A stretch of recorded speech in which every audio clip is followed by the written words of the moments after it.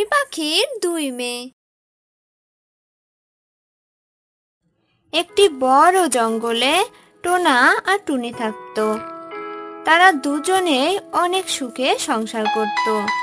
তারা সারাদিন জঙ্গলে আনন্দে ঘুরে বেড়াতো। এভাবেই কেটে গেল অনেক দিন।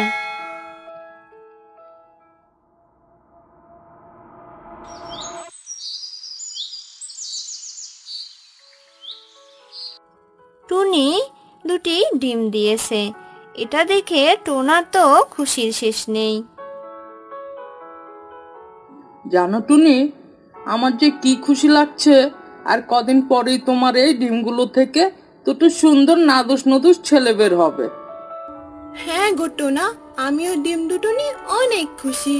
কিন্তু টোনা, এই ডিমগুলো থেকে ছেলে হোক বা মেয়ে হোক, আল্লাহ যা দেবেন আমি তাতেই খুশি। না গো টুনি, আমার ছেলে ছানাই চাই। আমি আমার ছেলেদের সাথে খেলবো, মজা করব, ওদের উড়তে শেখাবো। কত স্বপ্ন আমার ওদের নিয়ে। আমি এখন দানা খুঁজতে যাই টুনি, তুমি বাসাতেই থাকো। এ কথা বলে টোনা দানা খুঁজতে চলে যায় আর টুনি বাসাতে বসে ডিমে তা দিতে থাকে। টোনা আমার একটা কথাও বুঝতে চায় না, সারাদিন শুধু একটা কথাই বলে, ছেলে হবে ছেলে হবে। তো বন্ধুরা, তোমরা যে টুনি পাখিকে দেখছো, সে বাস করে রূপপুর গ্রামের পাশের একটি বড় জঙ্গলে। টুনি পাখি দুটি ডিম দিয়েছে আর টোনার আশা ছিল ডিম দুটো থেকে ছেলে ছানা হবে। এজন্যই টোনা টুনির অনেক যত্ন নিত। একদিন টিয়ে আর কোকিল মিলে টুনি পাখিকে দেখতে এলো। টুনি বোন, আর দুদিন পর নাকি তোমার এই ডিম থেকে ছেলে ছানা হবে, ছেলে। হ্যাঁ গো, আমার এই ডিম থেকে কদিন পর ছানা বের হবে। তবে টোনাকে নিয়ে আমি চিন্তায় আছি। টোনা তো শুধু ছেলে ছেলেই করে, কি যে করব ভেবেই পাচ্ছি না। এ নিয়ে ভেবো না টুনি, সাবধানে থেকো কিন্তু। আমরা এখন আসি। এ কথা বলেই টিয়ে আর কোকিল দুজনে চলে যায়। এভাবেই কদিন চলে গেল। টুনির ডিম দুটি থেকে সুন্দর দুটি ছানা বের হলো, যা দেখে টুনি অনেক খুশি হলেও টোনা অনেক রেগে যায়। এই কি টুনি, আমি তো ভেবেছিলাম ডিম থেকে ছেলে ছানা হবে, আর তুমি কিনা মেয়ে ছানা জন্ম দিলে। এতে আমি মোটেও খুশি হইনি। ছেলে হলে তো আমার সংসারের দায়িত্ব নিত, আমি বুড়ো হয়ে গেলে আমাকে দেখে রাখ। কিন্তু এদের দিয়ে আমি কি করব বলো তো? টোনা, কি কথা বলছো? তুমি নিজের বাবা হয়ে এসব বলতে পারছো? একদম কথা বলবে না টুনি। তুমি এখনই তোমার এই মেয়ে ছানাদের নিয়ে আমার বাসা থেকে বের হয়ে যাও। না টোনা, এ কথা বলো না। আমি এই ছানাদের নিয়ে এখন কোথায় যাব বলো তো? টুনি অনেক কাকুতি মিনতি করতে লাগলো। টুনি তার দুই মেয়েকে নিয়ে বাসা থেকে বের হয়ে গেল আর পথে তার বাকি পাখিদের সাথে দেখা হয়।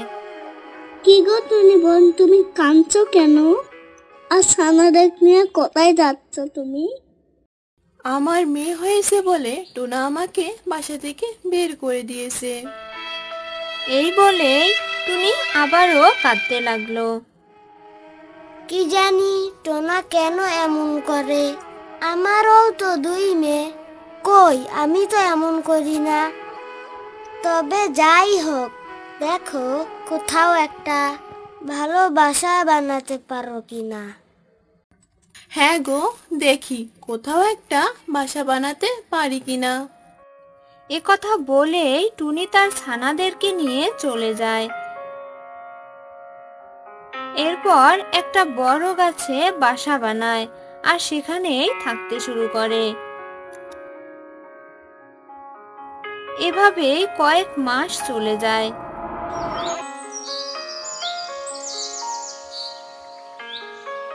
টুনির সেই ছোট্ট ছানা দুটো এখন বড় হয়ে গেছে, তারা উড়তে শিখেছে। একদিন টোনা কোকিলের বাসার পাশ দিয়ে দানা খুঁজতে যাইতেছিল। এমন সময় কোকিলের সাথে দেখা হয়। কি ঘটনা দাদা, কোথায় যাও? এই তো কোকিল বোন, আমি দানা খুঁজতে যাই, তুমি যাবে না? না গো, আমার মেয়েরা দানা খুঁজতে গেছে আমার জন্য। কোকিলের সাথে কথা বলা শেষে টোনা আবারও দানা খুঁজতে যেতে শুরু করলো। কিছু দূর যেতেই ঈগলের সাথে টোনার দেখা হলো। কি গো ঈগল দাদা, তুমি কাঁদছো কেন? আমার যখন ছেলেছানা হয়েছিল আমি যে কত খুশি হয়েছিলাম, কিন্তু ছেলেরা বড় হয়ে আমাকে বাসা থেকে বের করে দিয়েছে। ঈগলের এই কথা শুনে টোনা তার ভুল বুঝতে পারলো। টোনা তার মেয়েদের কথা চিন্তা করতে লাগলো। টুনির মেয়ে ছানা হয়েছিল বলে আমি টুনিকে বাসা থেকে তাড়িয়ে দিয়েছিলাম, আর কোকিল বোনের মেয়েরা নাকি কোকিল বোনকে দেখে রাখ।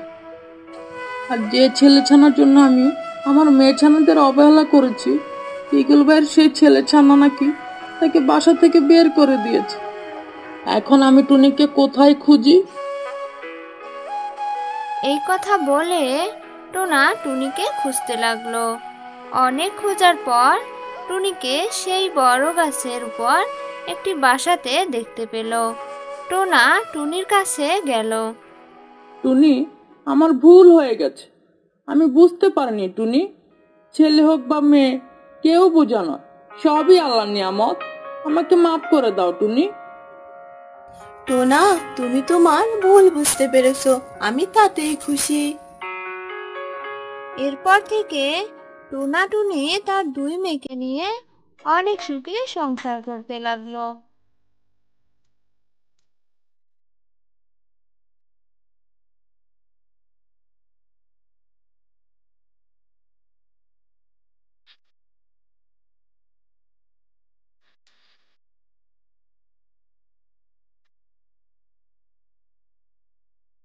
তো বন্ধুরা, আমাদের আজকের গল্প তোমাদের কাছে কেমন লাগলো? ভালো লাগলে লাইক, কমেন্ট আর শেয়ার করবেন। আরো মজার মজার গল্প পেতে অবশ্যই চ্যানেলটি সাবস্ক্রাইব করে আমাদের পাশেই থাকবেন। আল্লাহ হাফেজ।